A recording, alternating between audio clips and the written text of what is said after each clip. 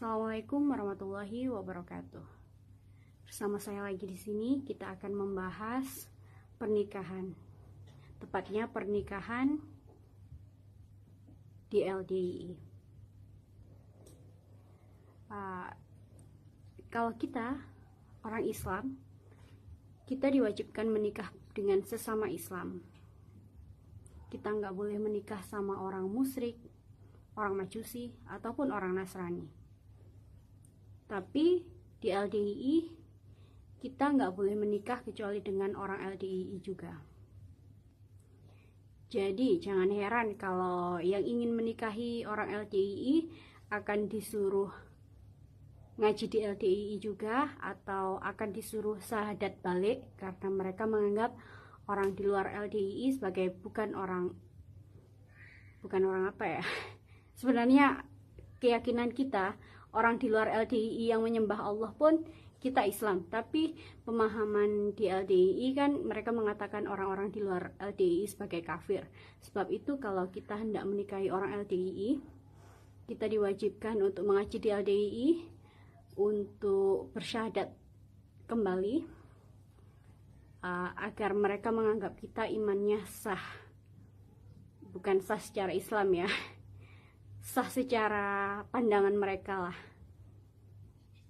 Kemarin saya ada terbaca di kolom komentar video saya yang saya sudah membuat 2 video tentang pernikahan, dan ini adalah video kedua. Video pertama saya menemukan komentar yaitu, Mbak, saya pernah mau menikah sama orang LDII. Kemudian waktu saya sudah dekat sama keluarganya, saya udah ngaji di LDII, mereka memberikan saya zakat. Dan orang itu pun bingung kenapa saya harus diberikan zakat sedangkan saya bukan orang miskin dan saya juga bukan mu'alaf. Tapi alasannya orang LDII, wah karena kamu baru masuk LDII. Maksudnya mereka LDII menganggap orang ini sebagai mu'alaf. Oke, baiklah, kalau itu alasannya orang LDII, terserah mereka lah ya. Dan kemudian pernikahan di LDII itu mereka nggak akan menikah, hanya menikah di KUA kemudian no, mereka nggak seperti itu.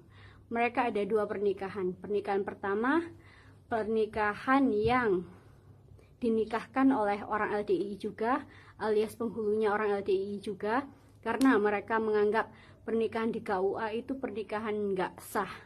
Maklumlah, seperti yang saya katakan, orang LDII menganggap orang Islam di luar LDII sebagai kafir, maka kalau penghulunya orang di luar LDII, mereka juga menganggap pernikahan itu tidak sah.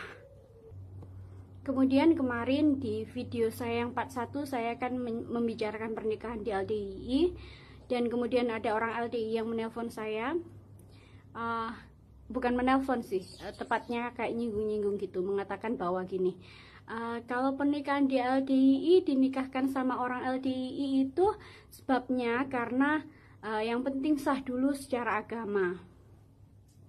Intinya karena mereka udah mengetahui video saya dan saya membahas pernikahan di LDII, mereka hendak mengelabui saya juga.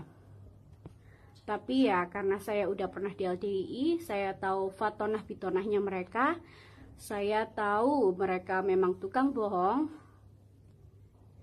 saya tahu itu hanya dalih mereka. Sedangkan memang semua teman-teman saya yang di LDII, 1 hari sebelum menikah mereka pasti ada yang namanya prosesi nikah dalam atau pernikahan yang dilangsungkan dengan penghulunya orang LDII dulu, baru besoknya mereka ke KUA dan menikah di KUA. Kalau kisah saya, kebetulan saya memang nikahnya sama orang yang bukan LDII, jadi saya nggak pernah nikah dalam, saya cuma nikah di KUA aja. Seperti yang Anda ketahui, orang LDII itu menganggap orang di luar LDII sebagai najis, kafir, atau anjingnya neraka. Jadi ketika saya menikah sama orang non LDII, mereka nggak akan membuat saya menikah dalam lebih dahulu karena mereka menganggap calon saya sebagai kafir. Alright.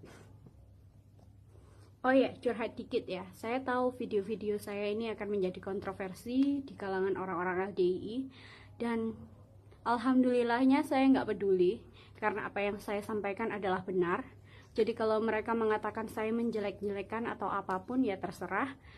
Intinya mereka tahu apa yang saya katakan ini benar.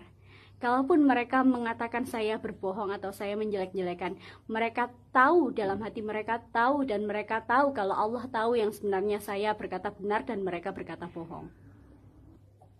So, buat orang-orang LDII, I don't really have problem if you are being so denial. Yang penting saya tahu kata-kata saya benar dan Allah menyaksikan bahwa saya mengatakan yang sebenarnya. Dan kalau kalian sudah begitu sangat pede mengatakan kalian paling benar, sekali lagi saya mengatakan, just go public and talk loudly about your ideology and please don't be ashamed. It's alright. Itu saja saran saya. Oke, sekian dulu video dari saya. Assalamualaikum warahmatullahi wabarakatuh.